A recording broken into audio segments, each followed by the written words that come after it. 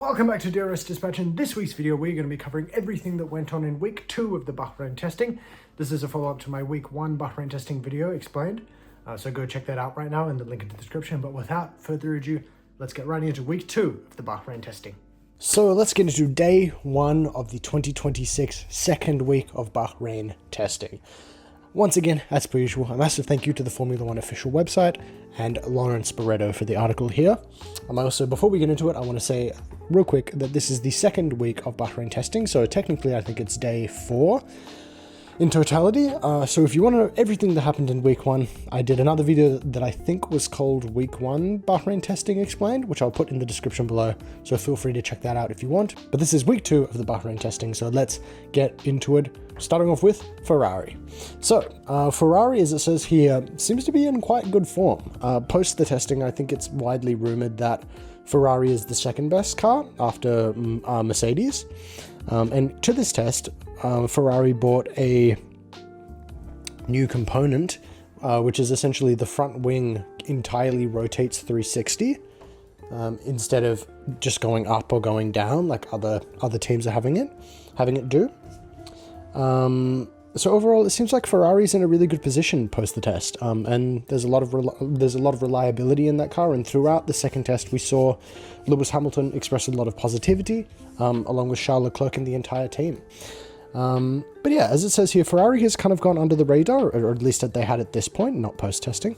But it seems, yeah, that there's a lot of positivity around that entire team. As Merck was saying that Red Bull were the best, and Red Bull was saying Merck was the best, there was a lot of kind of, no, you're good, you're good, you're good, you're good.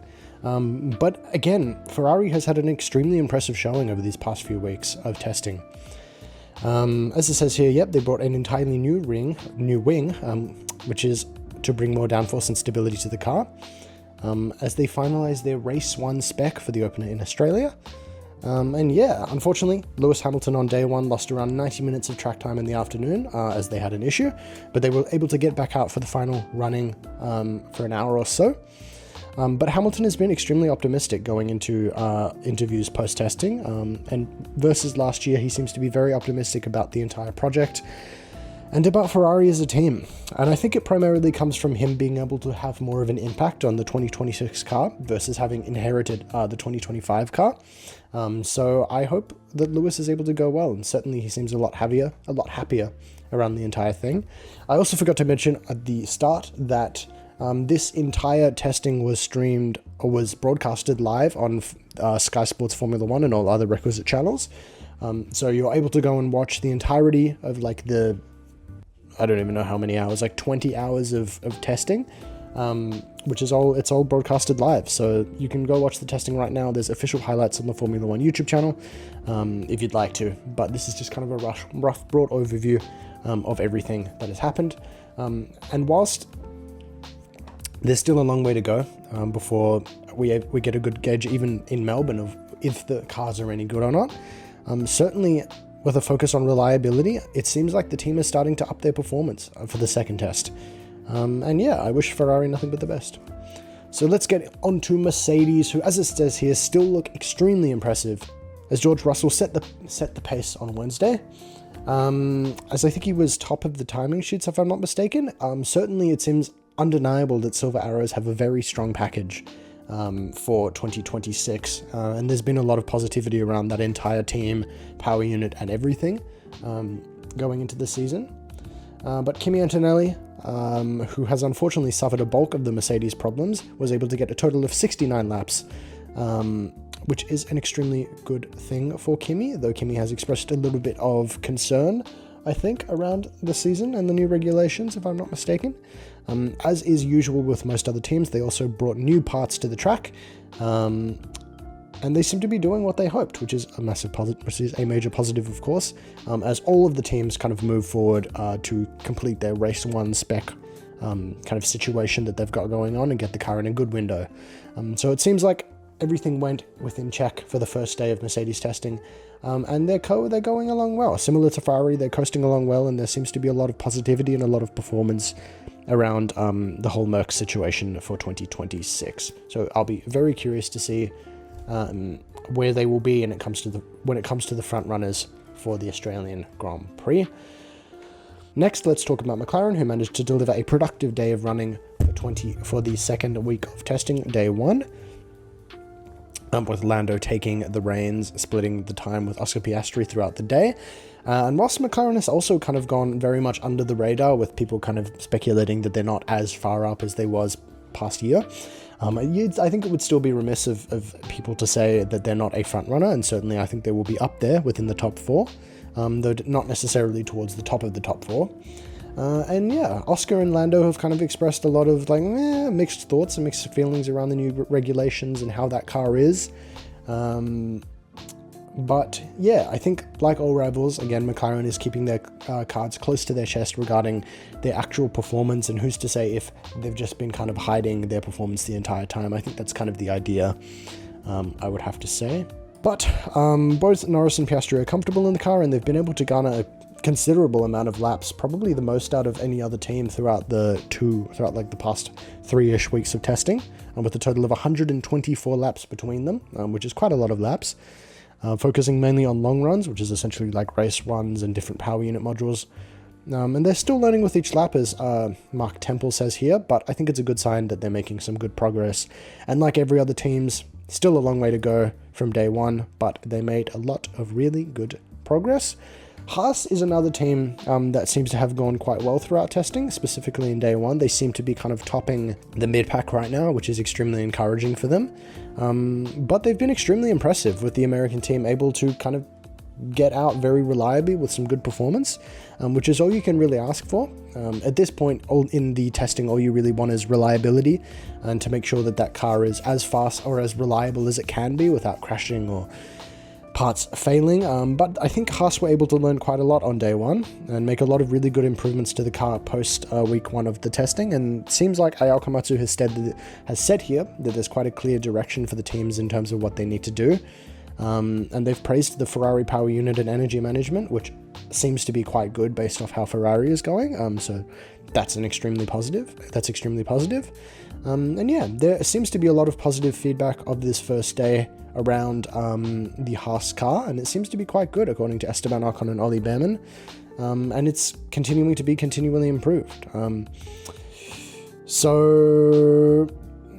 Yeah, whilst it's I think safe to say that Haas are comfortably in the midfield, I think it should be interesting to see how good they are in the actual midfield itself. But it seems there's a lot of positivity around, and Haas had a pretty solid day 1. Let's talk about Cadillac, who I think safe to say will be kind of a bit of a backmarker for this year. Definitely, I don't think they're as bad as they possibly could be. And they've shown a lot of impressive improvements over the course of the past 2 weeks, and a lot of impressive kind of things from that Cadillac have come out. Obviously, they have 2 very experienced drivers with Perez and Bottas, so I think it's safe to say that they will get a lot of experience out of those drivers and a lot of really good feedback, and possibly we'll see them improve significantly over the years that they're able to keep Perez and Bottas in the cars. But yeah, overall they were able to get a total of 59 laps across this day, split between Perez and Bottas, though Perez lost some time at the start of the day as they resolved a sensor issue. But they were able to get some running out, focusing on tyre evaluation and running different fuel levels and performance works, though some of that was affected by loss of telemetry. Bottas also carried out a similar program, and certainly similar to all other teams, there's a lot of positivity around the entire kind of situation for Cadillac, even though they will most likely be the back marker. So that was day 1 of the Bahrain testing. Again, as I did with my previous Bahrain testing video, I'll be covering everything that went on from a results perspective at the end of all 3 days. So without further ado, let's move on to day 2 of the Bahrain testing. As we continue, let's talk about the top 4, who, as per last year, appear to be unchanged. I would not say this is all that surprising. The top 4, of course, being Merc, Red Bull, McLaren, and Ferrari. But because these are the teams with the highest budget, I think it's not that surprising that they continue to be that good. Certainly, I didn't think McLaren's performance gain in 2024 was a fluke. Not at all. I think McLaren have one of the best teams of engineers out of any team in Formula 1 right now. So certainly I don't think it was a fluke that they were that good, and they continue to be that good. And whilst Merc are the favourites, there's a lot of kind of talk around, as I said earlier, with teams being like, you're the favourite, no, you're the favourite, no, you're the favourite. But yeah, certainly seems like these are the 4 teams to look out for. And I think it's exciting that we have 4 teams that seem to be kind of within range of being as good as each other, instead of having one team being the dominating factor as it was during the ground effect era with Red Bull. But yeah, it's still unclear who's at the top of the pile. If I had to guess, I think it would be Merc, but that is the major top 4.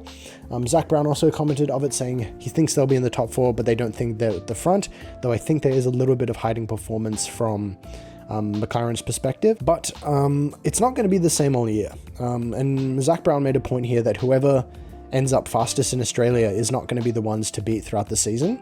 And I definitely agree with that. I think there'll be a development race throughout the majority of the season. Especially due to the new regulations. It'll kind of be a race to see which teams can make their car as best as they possibly can, as quick as possible as the season progresses. And as is expected, I think it'll be difficult to tell until probably like the back half of the year. At that point, we'll probably get more of a gauge for which cars may be the best. But I think nevertheless, it'll be an exciting race in Australia to see who's able to capitalize on the ground effect as soon as, like that, as soon as possible. So yeah, certainly I think whoever's able to capitalize as quick as possible will have a lot more of an advantage over other teams. So let's again talk about Ferrari, as they've caused a scene with their innovative rear wing. I think this was the day that they introduced the rear wing that rotates basically, I think it's like 280 in total. And this essentially creates more drag and further downforce for the Ferrari, so it's definitely a big improvement for that Ferrari car. But again, it's kind of hard to get a gauge for it. It's difficult to tell whether this will have a significant effect as of right now. In early testing. But yeah, certainly it's extremely cool and interesting to see cars experimenting with the regulations and doing different things. And even more exciting for me as a Ferrari fan to see Ferrari be the one to do that, as I, not gonna lie, wouldn't have expected that. But yeah, as was the case with the previous day, they completed a lot of really good long runs and things going into the second day of testing. So whilst they've gone under radar, it seems that they seem to be one of the more impressive teams when it comes to testing, as this is here's a great image of it, as it seems to kind of be an extremely exciting time for the entire Ferrari team. So here's a good image of what I'm saying. It basically rotates entirely 180, which is pretty crazy. Aston Martin, let's talk about it. Aston Martin, I think, have been a team that have been something of a problem child going into the early stages of testing, as it seems to be they are extremely far behind. I'll talk more about their struggles in day 3, as that's when things really came to a head for them. But it seems like they're just having a lot of struggles with that Honda engine and with everything that is the Aston Martin team. So unfortunately, I think this year's a little bit of a write-off for them already, as they're easily the furthest behind out of any current team. But certainly I think once they get that Honda engine hooked up and the Adrian Newey aero is in full effect, I don't think the Aston Martin will be necessarily a bad car. But it's extremely unfortunate to see them go through such an early struggle. But based on what Newey was saying, I don't think it's much of a surprise, unfortunately. But they were in desperate need of the mileage heading into the penultimate day of testing, as they were able to, they've had not much mileage at all, only 300 laps total, I think, by the end of testing. But unfortunately, they were unable to do so due to some more technical issues they had, though Fernando Alonso managed to get a total of 68 laps in the afternoon, which is not bad. But unfortunately, their session ended early after Honda identified an issue with the power unit, which forced the team to essentially stop the car on track, which is a big shame for the Aston Martin team, as they were not able to rejoin. And yeah, I think as it says here, Aston Martin has a steep hill to climb. There's a lot of problems that they're having with the power unit and with different parts of the car that cause them to finish early. But everybody is working at 100% to try to get that car as good as it possibly can. And I wish Aston Martin nothing but the best for the future seasons.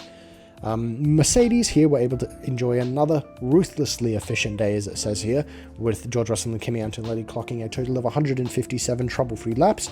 So the reliability seems to be extremely good on that Mercedes, which is not that surprising for me. But they were able to recover a good chunk of ground as they were kind of struggling with some major stoppages over the first 2 days of the first week of testing. But they were able to get a good amount of laps, which is extremely exciting for the Merc that already looks extremely strong. But it was Antonelli's last evening session, so he was able to get a good amount of low fuel running to the day as he went on to set the fastest time, which doesn't really say much because he was doing quali runs essentially, though it is extremely impressive, of course. But yeah, as Antonelli puts it here, we were able to get through everything we had planned and end the day P1, so it's an extreme positive. But again, still a long way to go, but I think it's looking very good for the Merc. So let's move on to the final day of testing, day 3, and we'll start off with, again, the top 4 teams. The big thing for this testing has been where the cars are kind of in comparison to each other, and especially the top 4.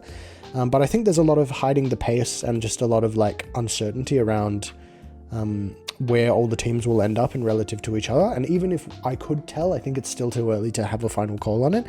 Though I do think the Merc is the best out of the bunch, for sure, but I think it's still quite close. Reliability is definitely a concern, I would have to say, and I think there's going to be a lot of incidents throughout this year where cars are doing extremely well in P1 or P2 and then they kind of just lose it because of reliability problems.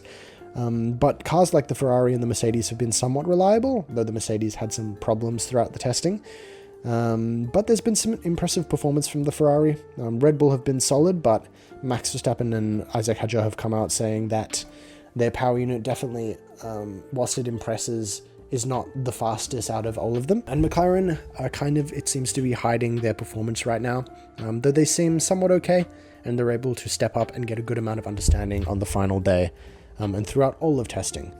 But again, as it says here, it couldn't be set up any better, as it's going to be a massive race to see which car will do the best out of all of these cars in Melbourne and which driver will do the best. And honestly, I think it'll be a cracker of a race. If you're out in Europe, it's worth waking up at 4 a.m. For this race, I would definitely have to say. It's worth waking up for it. Experience some of the pain that I experience as an Australian Formula 1 fan. No, I'm joking, but still. Yeah, certainly it's very exciting, and all of the top 4 seem to impress. So let's talk about Haas again. Haas has enjoyed one of their best ever pre-seasons, which is an extreme positive for the Haas team. And though they've kind of quietly gone about their business, they have done an extremely impressive testing throughout the entire pre-season with extreme reliability and no kind of major problems that continued onto the final day of testing. It's been somewhat of a rough run for Haas since 2016 throughout all of the years, through the Gunther years, and through everything that's happened with Haas and Nikita Mazepin. It's been somewhat of a struggle for Haas, so I'm extremely glad for them to be able to perform at such a high level in the mid-pack now. I think that's extremely cool, and I hope Haas is able to continue this kind of good form that they're starting off with throughout the year. Whilst it seems like they're edging out Alpine and Racing Bulls, it's still a big question as to where any of these cars will end up. We just really don't know.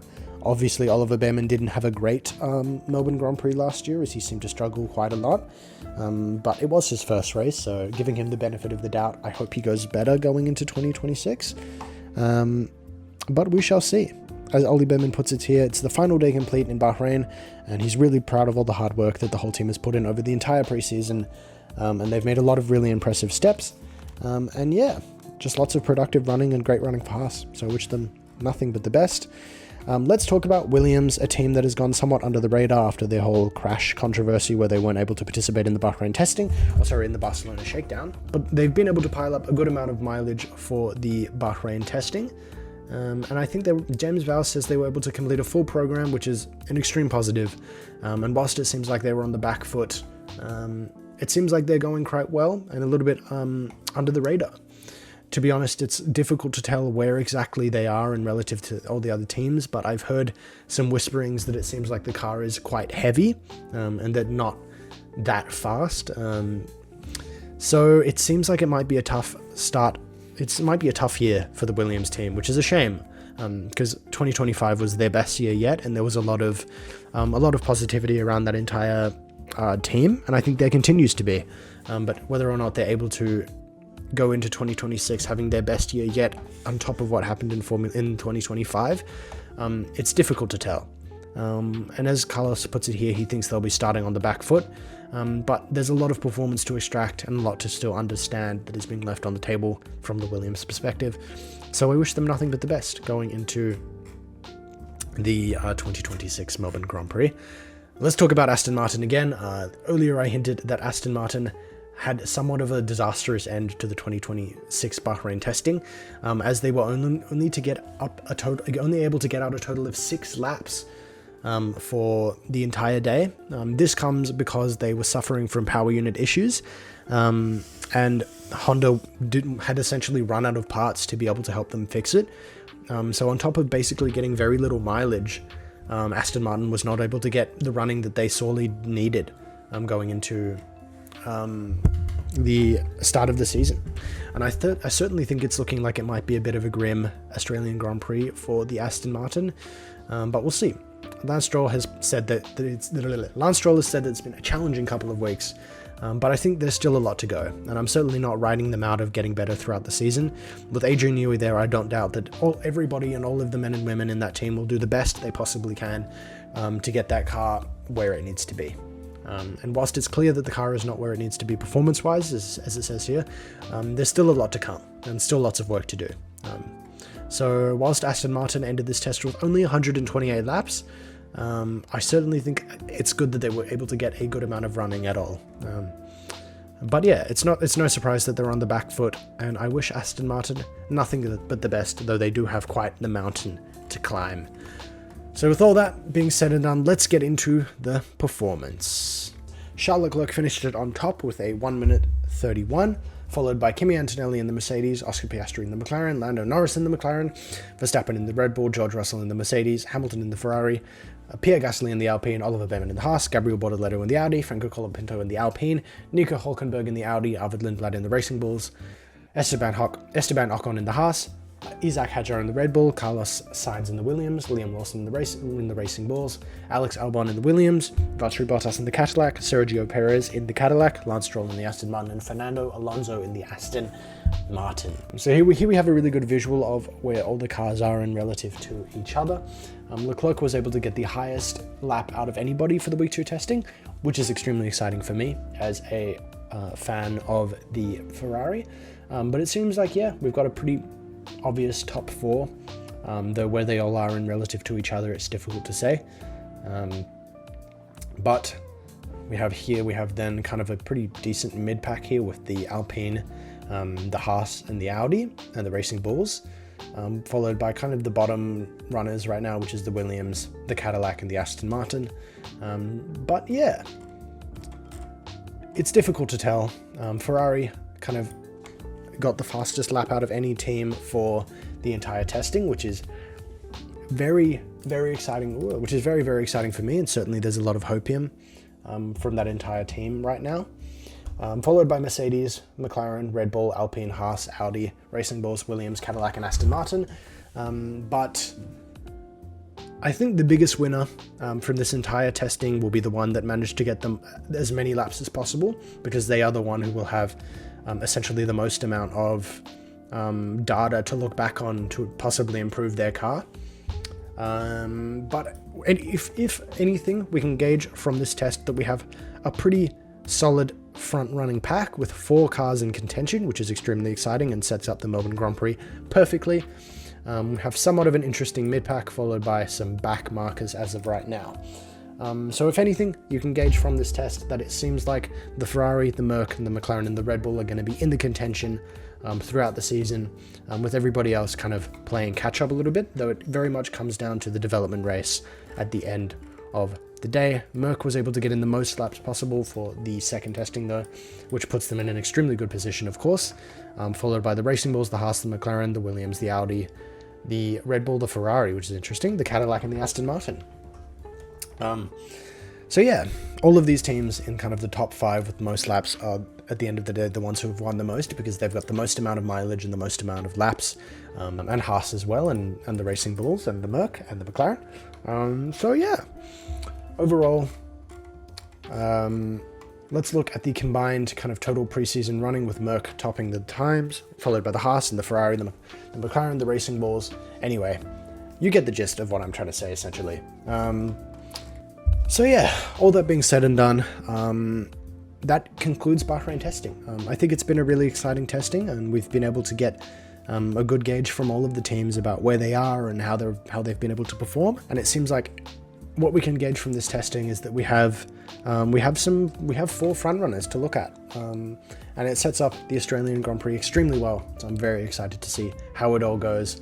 And so yeah, that was the Bahrain testing.